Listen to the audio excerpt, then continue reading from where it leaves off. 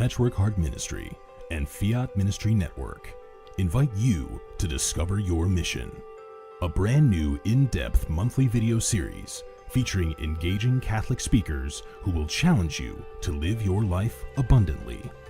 For only $25 a month, you will receive a personal monthly mission, including 3 full-length inspirational talks that build upon a new theme each month.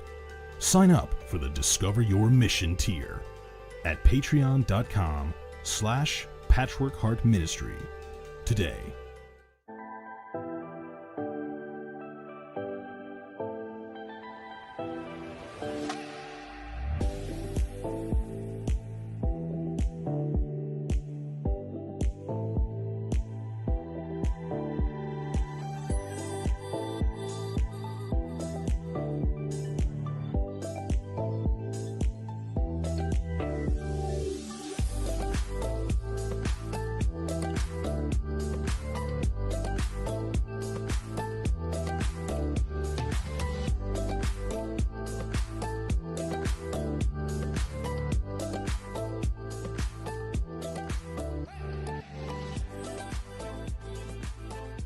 Fiat Ministry Network and Patchwork Heart Ministry present Journeys in Faith.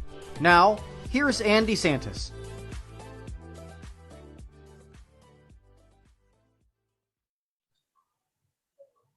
Hello, welcome to Journeys in Faith here on this Friday evening. It's great to be here. This is Andy Desantis on Fiat Ministry Network, and I have an amazing guest for you this evening. I have Ray Haywood. He is a husband, a father, and a Catholic author. He's also been a guest on my podcast with Bill Snyder on the Sowing Hope podcast before. So welcome, Ray. Thanks so much for joining us on Journeys in Faith. Thank you, and for spending some time with me. Yeah, we have so much to talk about. Now, for those of you who have heard Ray's story before, you're going to get a real treat, because not only is he going to tell us more about his own faith journey, but we have a great topic this evening, as we're going to talk about the role of husbands, fathers, and men in the lives of their families when it comes to faith and attendance at Mass. So that's something that we'll probably talk a little more on the second half.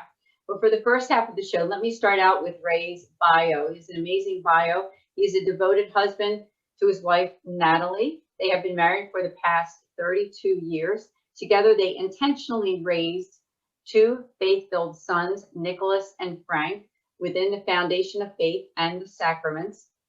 Ray shares in more than 28 years of willful fatherhood and co-parenting experience. Ray and Natalie live in Harrisburg, North Carolina, and are faithful parishioners of St. Thomas Aquinas Catholic Church in Charlotte, North Carolina. Through active parish enrollment, Ray's family's faith continues to grow in the new covenant teachings of the Catholic Church. He is devoted to handing on faith-filled gifts to all men of faith, wherever they may be in their faith journey. He finds this to be his call to action in his own faith journey. He is one of the founding members of the Fraternity of St Joseph's men's group that had their inaugural meeting on November 2nd of 2019.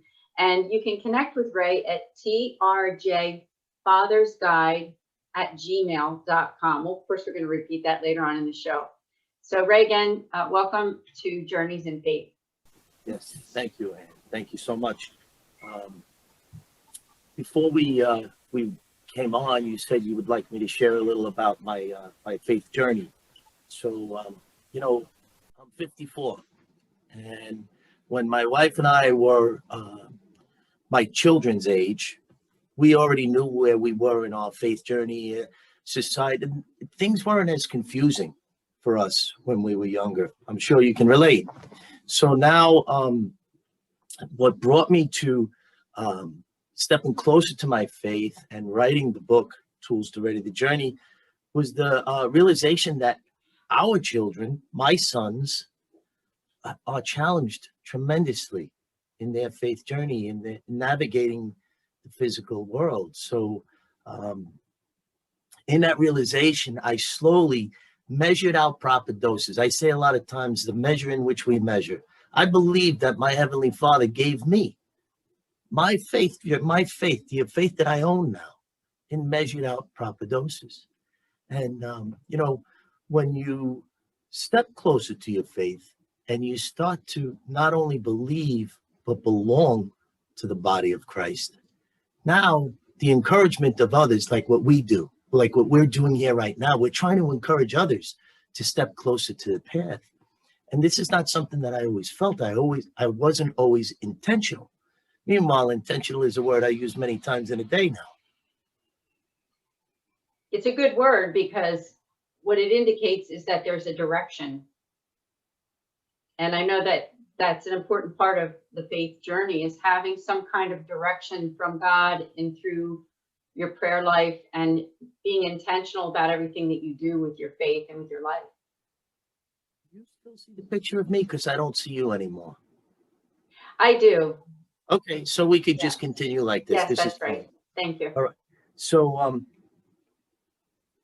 as all of the challenges came before my sons over the last, I would say, 6 or 7 years, I've become extremely intentional in finding simple answers, placing simple answers in front of my children so that they can navigate this crazy, chaotic, worldly narrative. For these young people, everything's up and down. There's no consistency, I did a talk with the UNC Charlotte Catholic Campus Ministry, and one of the things I was very intentional to share with them was that, my life is here. It's very, everything is close for me, so I live very consistently. I can navigate well. But when you're young, it's hard to navigate. You have to try to find yourself and come closer. Yes, everything that you're saying is true, because first of all, just to address what you said before, that it is a different world than when you and I were, well, as I was saying, it's that whole idea of being intentional, as you said, with the fact that it is a different world compared to what it was when you and I were younger. And I mean both in the world in general, and also in the Catholic Church, and in the fact that numbers are down. Let's face it. I mean, especially after this pandemic, we pray very hard that people do come back to Mass and come back to the realization of the importance of holding on to and practicing the Catholic faith. And I know we're going to unpack a lot of that in the discussion that we'll have about men's role, right? Fathers and husbands' roles in the church. But let's backtrack, if we could, a little bit. You were talking about your own experience as a husband and a father, and also your faith journey. So take us back, if you could, to your own upbringing, and what was your faith like back at that time when you were being raised by your family? So beautiful. I come from my father, anybody in the community, everybody knew my dad, my mom. I grew up in Brooklyn, the community that we lived in, literally community. Like, we knew everybody knew us. I went to St. Mark's Catholic Church. That's the parish that my parents got married in. It's the parish that I got my sacraments in. I got married there. The children that I went to school with, their siblings went to school with my brothers and sisters. My parents went to school with their parents. I mean, it's unbelievable, the sense of community. And now our children, their communities are in their phones. So they don't have that sense of community. All of these things come into awareness, I look at those people that I'm still connected with in social media, and I even go to some of their houses. They're my St. Mark siblings. That's what I call them, because we grew up like the faith was beautiful, so now here we are, I'm transplant. We raised our family for a little while in Staten Island. Then we moved to North Carolina in 2008, and we become part of a parish. My youngest son made his confirmation here. So things aren't as consistent for our children. Like, I did everything in Brooklyn. My mother and father weren't even living in Brooklyn when my father passed, but yet my father's funeral mass was at St. Mark's. That's the type of community that it is. You know, you belong there.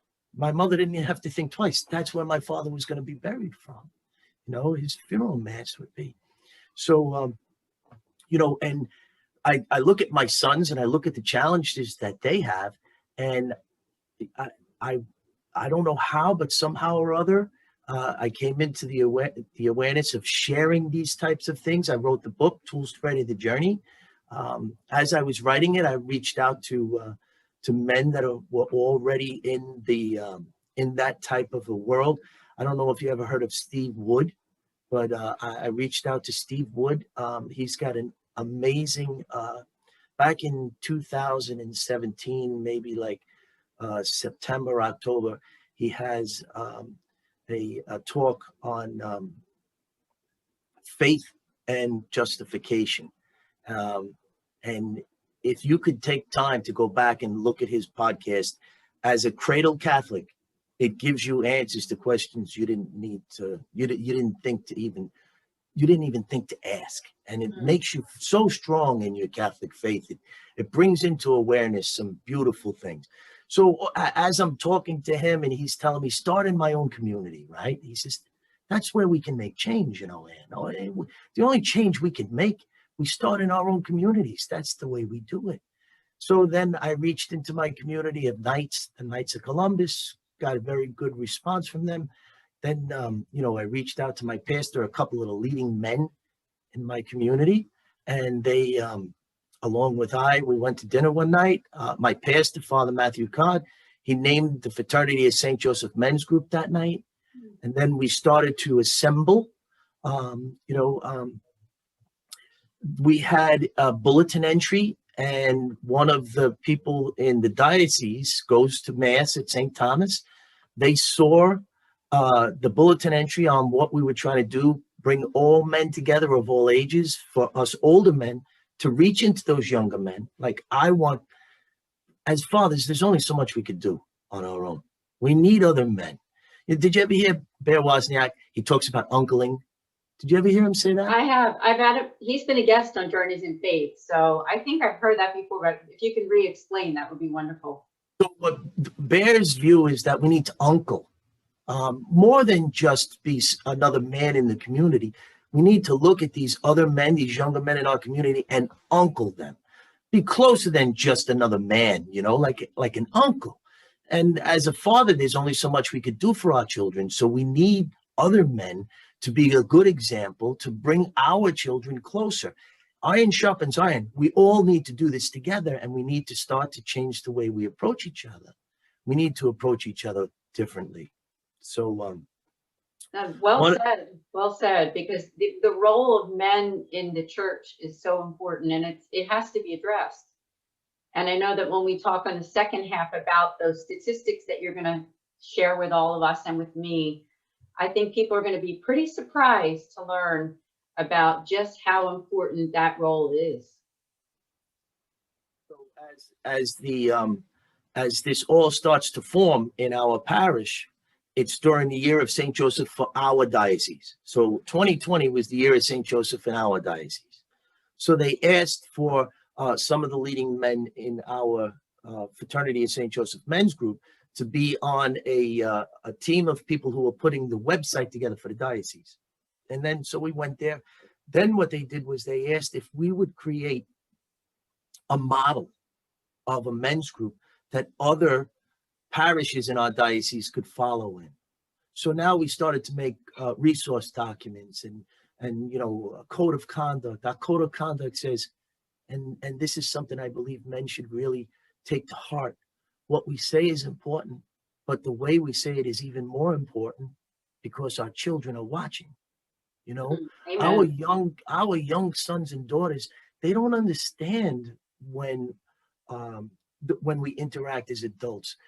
You know, there's a time and a place for that. But when we're in front of our children, we have to watch the way that we address each other, because they're watching. We need to approach each other differently. And this is part of that that mindset that Bear shares about uncling, which I think is really awesome. So now things start to mature. And, you know, Bill, hopefully by now, Elvin is in the world with us. Today, Bill and Agnes are having their child.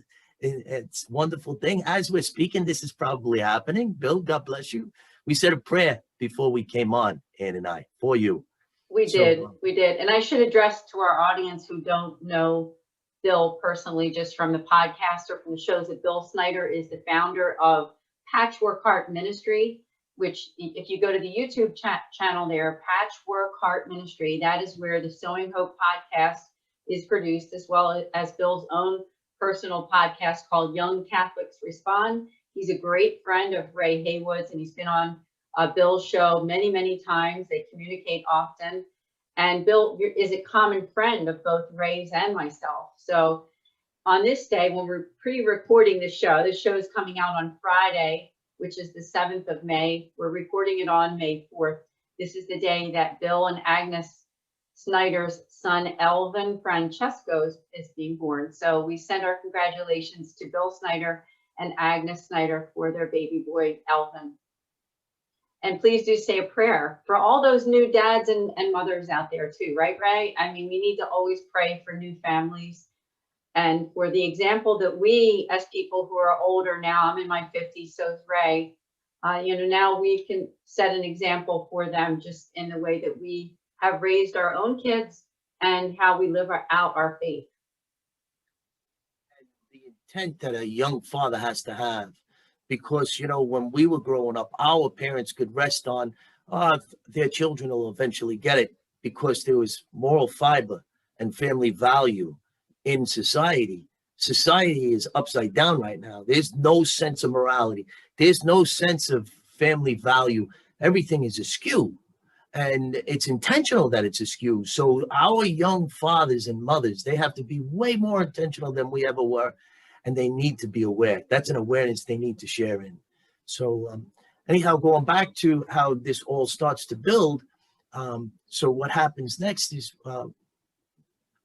Bill and I start doing podcasts on the book. It's amazing. Pete Sachs, another friend of ours, right? Pete does a book. He reviews the book, and he introduces me to Tony Agnesi, another friend of ours, right? And then Tony introduces me to Bill Snyder. And then Bill and I do a podcast, and we decide that we're going to do chapter discussions. And this is perfect because the book starts out with, before you can lead, you must first follow. And then it ends with, before you can intentionally lead, you must first humbly follow. And the messages and the journey in between brings you from that beginning to the intent and the humbleness, humility needed. It's a beautiful thing. So Bill and I start doing chapter discussions. It's on the trjfathersguide.com website. Each chapter has a podcast with Bill and I on it. And on our chapter 5 discussion, it comes into view of paternal leaders. And now, so this comes, Bill and I, we breathed this into, just like anything else. Think of how socialism is starting. An idea gets pushed. You shouldn't say things if you don't want them to happen, because once you say something out loud, a lot of times it starts to take some traction. So Bill and I have this wonderful conversation on spiritual fathers and on spiritual leaders. And while we're talking, we discussed the idea of having paternal leaders in our faith community. So what the idea of a paternal leader is just the same way that our children interact now. Their communities are on their phones. It's a listing that's on the, for us, the stacharlotte.com. There's right on the toolbar, it says paternal leaders. It's actually the St. Joseph paternal leaders. And what it is it's a deacon. The first paternal leaders will be deacons because they're close to church teaching. So deacon, we have Deacon Martin Rickard is our first paternal leader. And what it is it's going to be a way for Catholics who step away from the faith to find their way back. So what we have this vision of is that, let's just say each parish has 2 or 3 paternal leaders. And now as this grows, on the diocese website, all of the parishes will have paternal leaders. So maybe there's 30, 40 different paternal leaders to go and look through. For someone who's trying to find their way back, they could see and read little bios on each one of these deacons, and they could find who they align with, and they could reach out to that person. And the best part about this is that it's going to be a tool of reach, because as we put this into our faith communities every year around the Feast of St. Joseph, our pastors will reach out into the congregations and tell them about these things, these resources. And what'll happen is our young souls sitting in those pews, they'll hear this every year, year after year. And now, you know, when I was younger, I stepped away from my faith. But, you know, back then we got married young. So my wife and I, we needed to get ready to share in the sacrament of marriage. So we needed to go to pre-Cana. And pre-Cana is what brought Natalie and I back to our faith. We started to go back to Mass. You know, that moral posture and that family value that was much part of society back then, we wouldn't ever think of it as just a requirement that needs to be met. When we looked at our faith, and I'm sure you could understand what I'm saying, back then, you didn't just go through a routine. I mean, if you were going to do this, if you were going to understand the sacrament of marriage, the vocation that goes along with it, you're not going to tell the priest you're going to Mass if you're not going. So we started to go back to Mass. But now our children, they just don't get married young anymore. So yes. This tool, not only this, I'm going to explain one other one. This tool will act as an innate way for them to understand how to come back to the faith. Now, we're talking children 6, 8, they start to hear this year after year. So it may not be a moment right now, but later on, this tool of reach is going to come into play. The other thing that we're introducing is called the St. Joseph devotional meeting. And what that is it's a way for somebody who's having a problem in their family. They don't want to call up the secretary and say what the problem is. So what they do is they just call up and say they need a St. Joseph devotional meeting. Now the pastor, the priest, whoever it is that they're going to speak with, understands that there's something going on in the family. That's what the discussion is going to be about, and they know how to prepare. But yet that initial call is going to be placed, because that anxiety, that angst about calling and having to say the reason why, what is this person going to ask me on the other side of the line, is taken out of the context. Because all you have to say is, I need a St. Joseph devotional meeting. And these are just two examples of the different resources that we have. We have Assembly of Men, Code of Conduct. There's bulletin entry. There's everything and anything that you could possibly need as a man trying to start a men's group that's relational. And, I did a podcast with Bill and Deacon Martin and I on presenting St. Joseph paternal leaders to other deacons in our diocese. And one of the things that Bill said, he's on fire, that guy. So yeah. What Bill said was that this men's group is different than others because it goes out and it reaches into the community in a way of building relations. You don't have to be part of this men's group is not about being part of it. It's actually training and guiding and encouragement, which we're all doing, for men of the men's group to reach out into the community, reach out to those young men, tell them that we're here, start to become fathers again, start to reach in and make, sorry about that. That's okay. Part of life, right? We're just living life here. That's right. Exactly.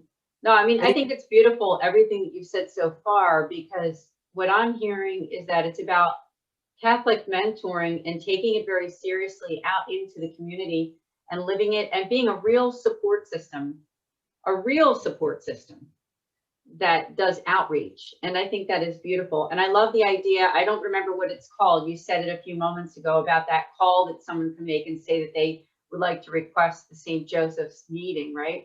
Joseph devotional meeting. Devotional It's meeting. as simple as that. That is And- beautiful. And the St. Joseph paternal leader is going to be someone who is it's going to act as a bridge between our spiritual fathers and our fallen away brothers and sisters. Because this world, it demonizes our spiritual fathers. So for a fallen away Catholic who's listening to the narrative of this world, this secular, worldly narrative that's constantly bombarding them and placing wedges between them and their Catholic faith, the paternal leader is a step closer. And what the paternal leader will do is bring them to the spiritual father. And that's his job. His job is to reach in and to bring that person back lovingly, with humility, all these things that we're not reflecting well. As men, we're doing a lot of mirroring. We're not reflecting well. We're doing mirroring. So this, the Fraternity of St. Joseph Men's Group, if you were to read the documents, the resource documents, you'll see that all of everything, most of it is that we have to start to reflect well as men. And this is going to be a great segue into the next part when we talk about, bringing our families back to church. Well, I just want to thank you so far for sharing. And you yourself are just an authentic Catholic who really loves God, and you want to do something about it to bring faith to others.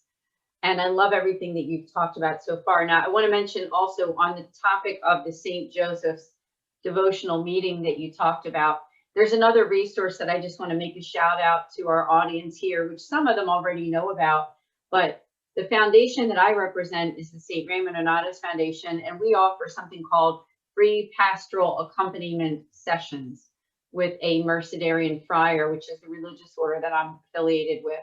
So on top of everything that Ray's saying, I just want to make that invitation to people watching that if you or someone is in some type of crisis situation, whether it be individually or family related, that you can make an appointment with the foundation that I represent and have a free consultation to talk about those issues. And there's no judgment at all. Like you were saying, Ray, about how sometimes you call that church office and you feel kind of awkward to talk to the parish administrative assistant or whoever is picking up the phone, or that email that you send where you feel like you need to tell them more than just like, I want to talk to Father, right? When you reach out to us, or when you reach out to what Ray is discussing with you, there is no any type of having to worry about that it'll go any further. So I just want to mention that if you want to make that appointment with us, that you go to knonatus.org on our website. Now, Ray, what about if people are watching and they're interested in what you were talking about for their own community? Maybe they live in a different state, Pennsylvania or California or New York or wherever it is. They say, wow, I love what Ray's talking about. How do I implement that in my own parish community? What I have to do is go to fsjjourneyman.com. And if they were to go to Fraternity of St. Joseph Men's Group, that's all they would have to look up. You go on to any search engine and you just put in Fraternity of St. Joseph, it's going to bring you to all of it. We have a website. We have flyers, anything that someone would want. Now, I want to share, our sisters in Christ. We need us men. We need you to encourage us. You know how important your children are to you, and if what I'm saying to you is ringing true to you, then poke at your husband. We need you to push us to, a lot of us men are, we're adolescent in our faith, and something like the Fraternity of St. Joseph Men's Group can ignite them.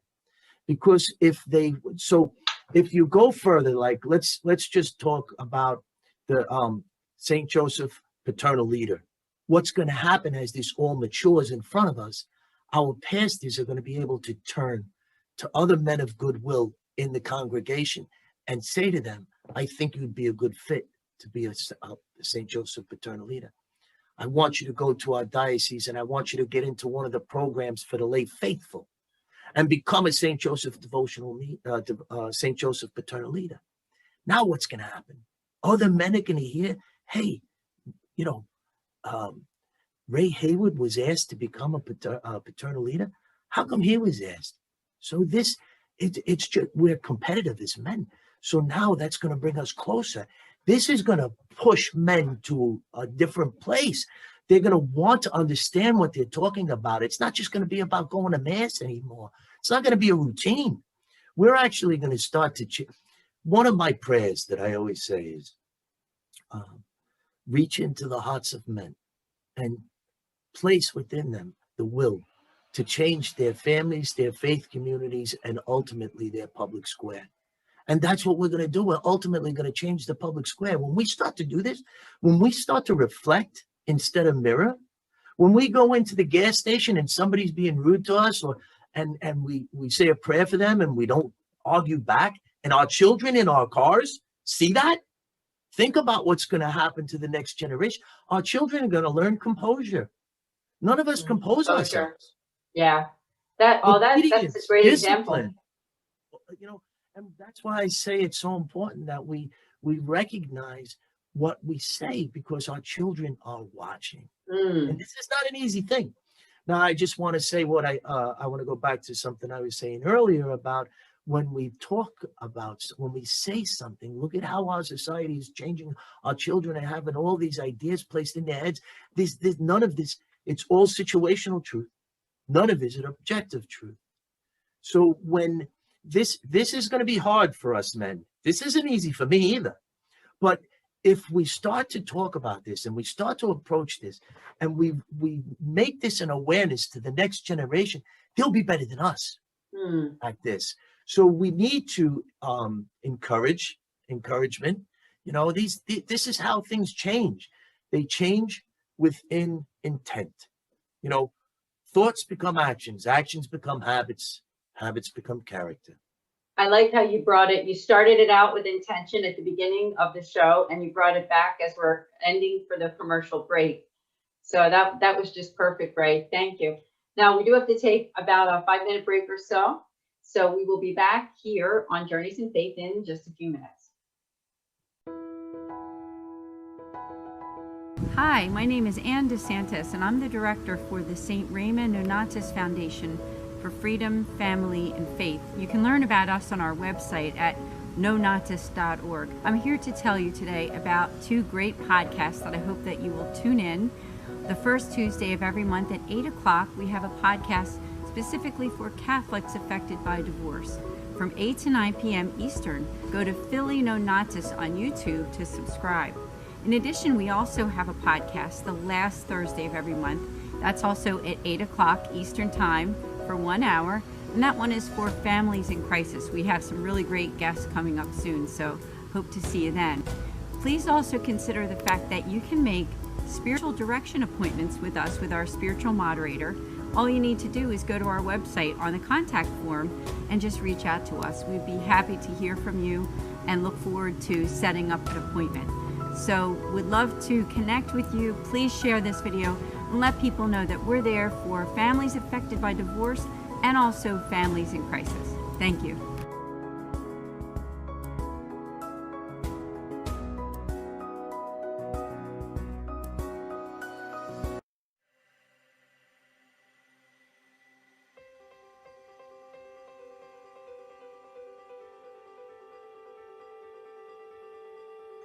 Patchwork Heart Ministry and Fiat Ministry Network present the Discover Your Mission series. Now, I had been brought up without any prayer, without Bible, without church, nothing of that kind.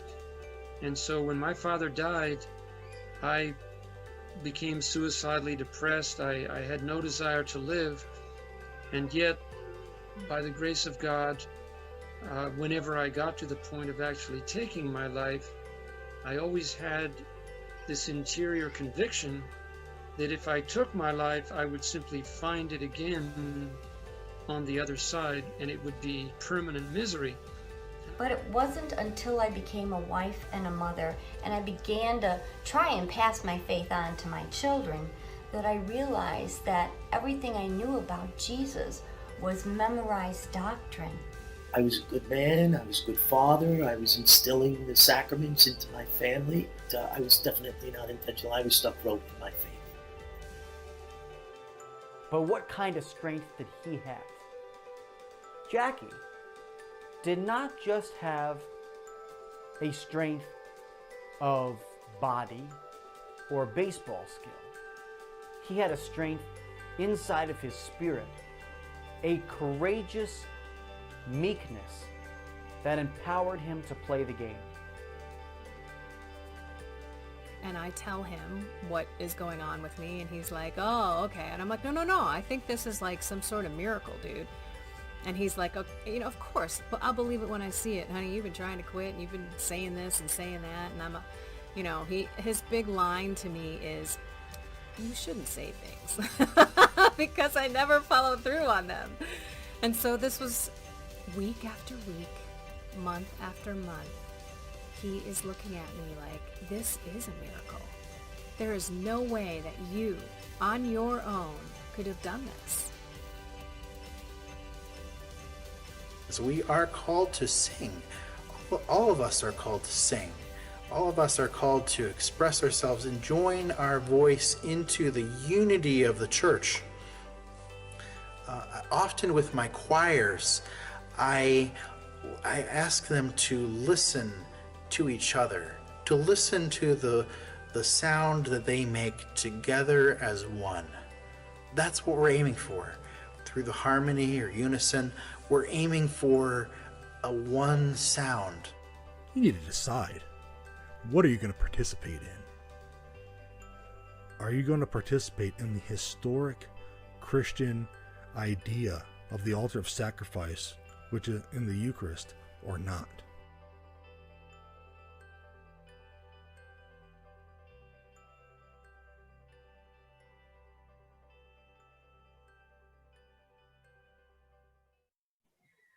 Welcome back to Journeys in Faith here. This is Ann Desantis on Fiat Ministry Network. Our tagline is where we say yes to Jesus Christ. And that's what my guest is all about here, Ray Haywood. He is a Catholic father, husband, and also an author. And he was talking on the first half of the show about intention and how important it is to have intention when it comes to raising our families. Of course, he said a lot more than that.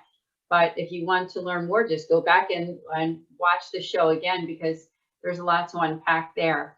So why don't we pick up where we left off, Ray, about intention and where that leads, because I know that you also wanted to talk about that there's an article that you had referred to me. Now, this article was not a Catholic or a Christian article, but it gives a lot of information about the statistics related to the importance of men of faith and men's attendance at Mass, and how when a father cares about his faith, how that makes a big difference. So please do tell us more, Ray. That article that I shared with you, I was intentional to find, I came across the article, but then I found value in it because it wasn't an article that was just from a Catholic view. This article is just about all men who attend some type of service, some type of faith gathering. So, this is a human thing that we're speaking of. And, I believe that through the pandemic, we've had so many families step away from Mass. And, I actually did a podcast, you could look it up on YouTube, called The Father Suffers. And what led me to doing that podcast on The Father Suffers was I go to daily Mass every day. And after Mass one day, I went up to my pastor, Father Matthew Codd, and I said to him, Father, I'm having a hard time getting my family back to Mass. This is weighing heavy on me. We got very accustomed to sitting at 11:30 on Sunday in our living room, in our PJs, in our house clothes, watching Mass. And it wasn't sitting well with me anymore. We needed to get back. So I was sharing this with him one day outside of church, and he just turned to me and said 3 simple words. He said, "The Father suffers." And, that led to, that just kept on bouncing around in my head, that, the Father suffers. And it led to a perspective that I shared in a podcast. If you want to check that out, it's really cool. So for the people who are listening along, just search my name, Ray Haywood. You'll find a lot out there, but The Father Suffers is great. And it talks about, intentionally talks about trying to get our families back to Mass, what we're talking about today. So I believe that the worldly narrative, secular, is intentionally taking away all authority from everything. But the main objective is to take the authority away from the Father, both in the domestic church, but also our Heavenly Father. Because when they take God out of everything, then there's no more order. And that's what we're seeing. So us as men, we have to recognize, we have to really, this world also teaches instant gratification. And even for us older people, we're so addicted to our phones, everything is instant gratification. We no longer spend time in thought. We don't self-examine. So with that loss of self-examination and that instant gratification mindset that this world perpetually puts in front of us, chips away at us, puts wedges between everything that we do, we find ourselves not being intentional. So if there was anything that I would encourage a listener to take away from our conversation today, especially our sisters in Christ, is that the authority of the Father, the obedience, the discipline, the humility of a father needs to be understood. And I believe that for men who are hearing this, or for a woman, a wife, even a daughter, as husbands and fathers, if our daughters come to us, we'll listen to them. So, if there's daughters, young women out there, even young men out there listening, go to your father, tell him how important it is for him to find himself in the masculine journey, to self-examine where he belongs in the masculine journey. The first chapter of the book, Tools to Ready the Journey, is the masculine journey. And each chapter has artwork, and the artwork for that is a square, because it squarely puts us on the path. And if we can find ourselves in the masculine journey within the different stages of, which are clearly placed out, then we can understand more about what I'm sharing in self-examination. So let's just go to this article. It's put out by Touchstone. So if somebody wanted to look it up and read it for themselves, it would be easy enough to find. And Journal of Mere Christianity. So you go to Touchstone and you come up a Journal of Mere Christianity, you're on the right article. And, I guess they're taken away from C.S. Lewis a little there, but. Yeah, is this the article that you sent me? So yep. The one that's called, it's The Truth About Men, correct? So. The name of the article, I believe, right? Father's Influence. Yeah. Right? Isn't that the beginning of it? Yes. Okay, so well, I'm going to just take thumbnail sketches out of it so that we can all just quickly come into view, and then maybe that'll ignite some of us to go back and to find it for themselves. But yes, what it shares is that if a father does not go to church, only 1 in 50 children will become a churchgoer. 1 in 50. Wow. If the father is a regular churchgoer, 2/3 to 3/4 of their children will become churchgoers, which leaves only 25% of their children lost to the faith. Now, if there's no father, just mother attends. Think about this. No, the father doesn't go, just the mother attends. 2% will become regular churchgoers, and 37% will become irregular, but they will attend. So that's over 60% lost completely to the faith. 60%. Now, I want to bring out another thing that was in the article that I found very interesting, is that non-practicing moms, the percentage of children that actually go to church, regular or irregular, goes up. And in the article, it talks about loyalty to dad. Let's put some perspective into that. Think about that. for a moment, where non-practicing moms, the percentage of children that attend as their adults goes up. Some type of a loyalty to the father. Interesting. Now, so there's another part of this that we discussed before we went on, and I think that this is something that we'll have a little bit of a conversation on, is dad's non-participation indicates to the children that church is not a real grown-up activity. And that's the reason why so few children go to church if their father does not attend. Think about that. You know, when I've tried to find something to be intentional in this conversation that we're sharing in today, and it taught me something too. You know, this encouragement that we have to reach into others. I found this article. It strengthens me. It strengthens you. But just think of the perspective. Think about self-examining the fact that our children, if we now, let's apply it to other things. The way that we treat our wives, or the way that we treat our in-laws or our parents. You know, do we talk ill of our parents in front of our children? You know, all of these things, you know, we could relate the influence that the father has with the activity of church with so many other things. And this is what we go back to, where the Fraternity of St Joseph men's group is trying to reach into men and make them think and see and to self-examine how what we say is important, but the way we say it is even more important. You know, all of this comes into view if we put our phones down and we start to be intentional in self-examination.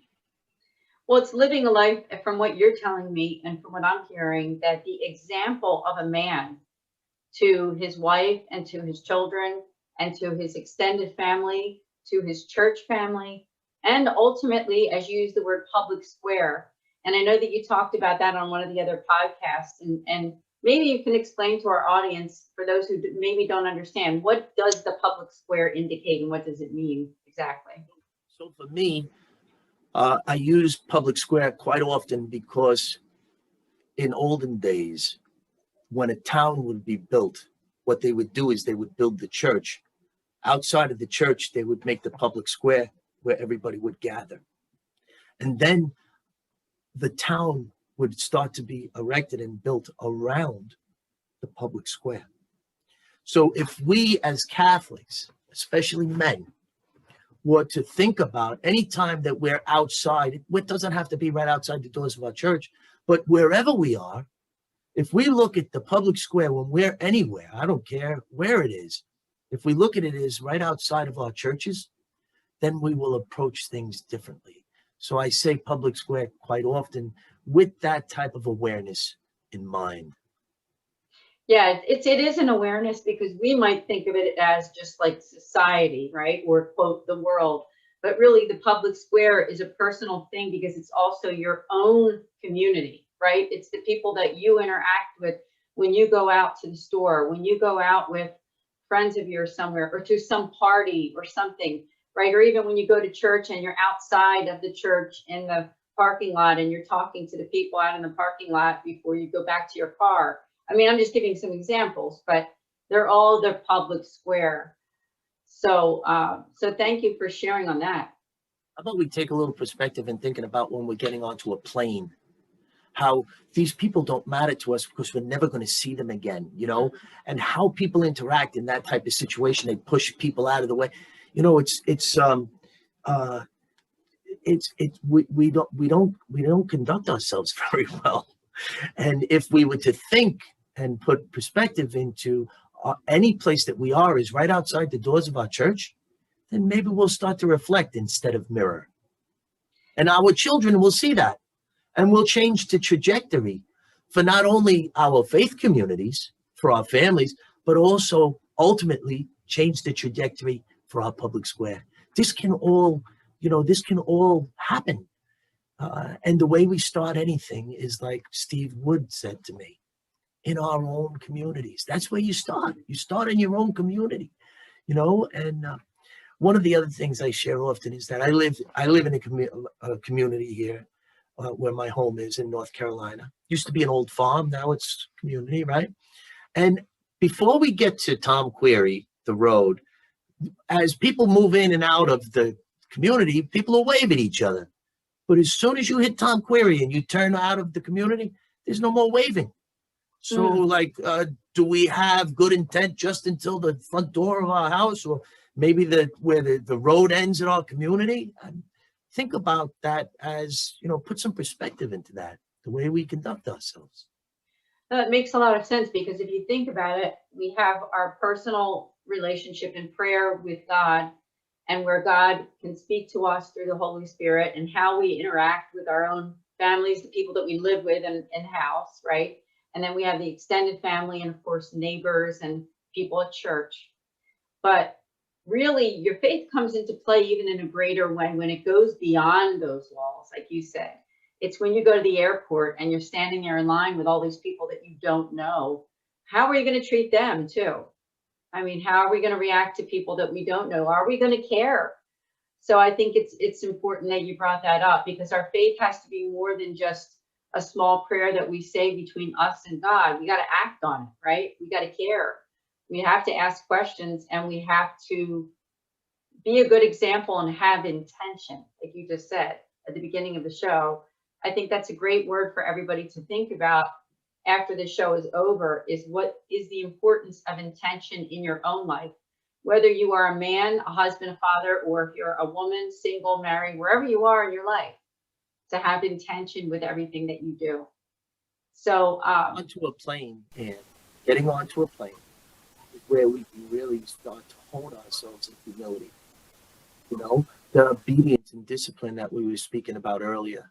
In order to interact with people who are pushing and shoving and don't care about you, and you still have some humility and have some composure, man, that takes obedience and discipline.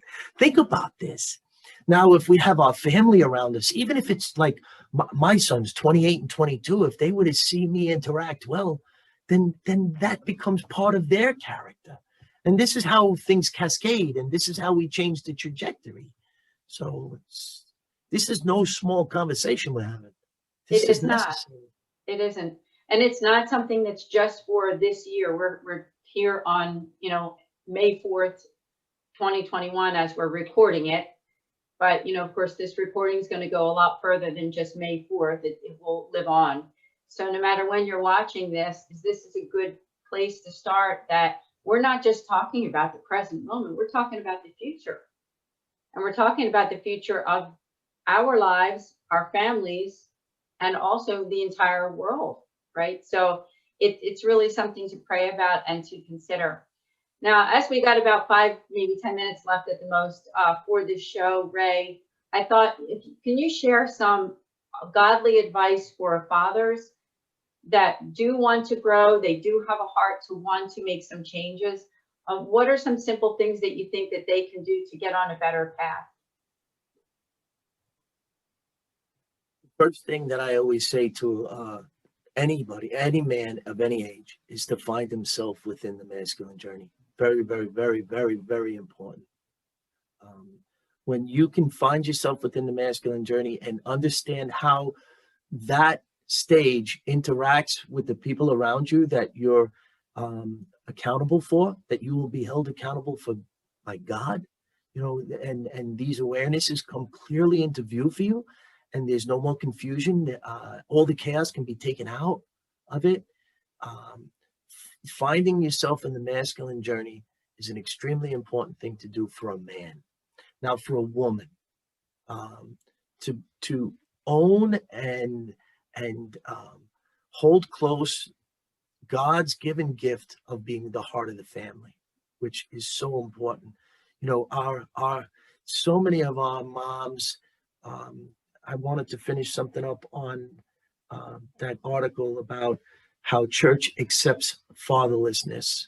So many of our moms are single moms, and for their heart, there's something that's challenging to them, and for them to understand their role within God's gift for the family, of them being the heart of the family. Very, very important. Now, that segues into self-examination, because without self-examining ourselves in humility and finding ourselves in our faults and being able to love ourselves past fault and grow from our faults instead of making excuses for them, like what we do when we're young. Think back from when we're young, as 54 years old, I look back, all the excuses I made for faults that I had. Now, through self-examination and humility, when I find a fault of my own, instead of making an excuse for it, what I do is I try to grow from it. And so masculine journey, heart of the family, self-examination builds on those two things. And then, as always, one of the things that was said to me that I hold so dear now is that the only time we truly have peace in life is when we're in prayer. So if you don't have a prayer life, if you don't have the balance of physical, mental, and spiritual well-being to find the center in life, you're always going to be off balance. You have to have that prayer life. You have to have that. You have to nurture your spiritual life. Otherwise, you have a God-sized hole in you. And you need to be able to find that center. And, we're innately children of God. An atheist, he'll never have center because he's innately a child of God. So if he's not working on his spirituality, or she, then they're always going to be angry. Did you ever notice that the people who attend daily mass, they're always peaceful? There's no mistake to that. It's because we understand that prayer is what brings us that peace. So one of the things I say to the kids in the Catholic campus ministry is that when you binge watch Netflix, do you go from episode 1 to episode 8? Of course not. So how could you go through the liturgy of the Mass and go from Sunday to Sunday? It's very important to read. It takes less than 5 minutes to do the readings and the gospel each day. It's a beautiful love story. I mean, you have to take the time each day to self-examine the gospel the way that our church fathers so beautifully placed it out for us in the liturgy. Amen. So well said. I love having you as a guest, not only here, but on our Sowing Hope podcast. And you're doing really amazing work. Now, is your website, is it trjfathersguide.com? Okay, so I want to repeat that again, trjfathersguide.com. So please do check that out. Ray, any final words before we end?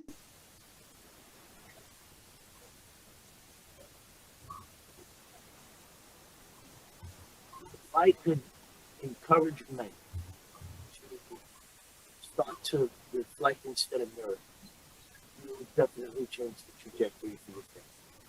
And this is not an easy challenge that I'm saying. And to understand that your wives and your daughters are the heart of the family, and to treat them as such, these are life-changing things. And the only way that what I'm saying can be accomplished is through humility. Amen. Thank you, Ray. Thank you for being a guest on Journeys in Faith. And please do come back again. We'll see all of you here next week on Fiat Ministry Network, Journeys in Faith. God bless.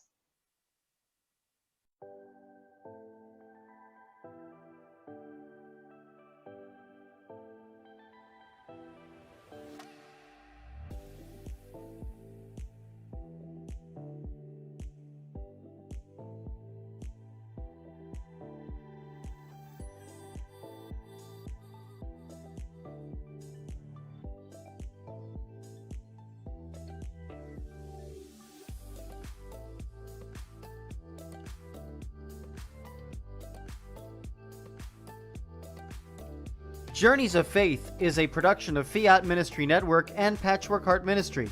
For more information about Journeys of Faith, email info@fiatministrynetwork.tv. And be sure to friend, follow, and like us on social media. Just search Journeys in Faith with Desantis.